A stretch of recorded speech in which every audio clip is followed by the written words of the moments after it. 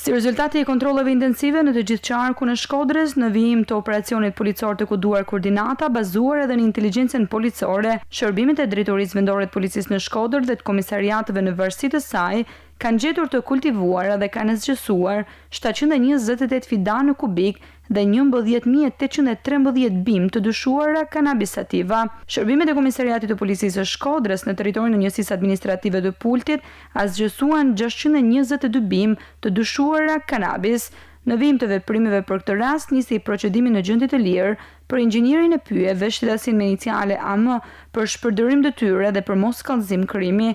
Shërbimet e policisë së komisariatit të Vaudës gjetën në territorin e tyre, konkretisht në njësinë administrative Shlak dhe Temal, dhe zgjesuan 728 fidan në kubik dhe 11.161 bim të dyshuara si kanabis sativa. Vijon puna për identifikimin, kapjen dhe nxjerrjen përpara përgjegjësisë penale të autorëve të këtyre rasteve të kultivimit.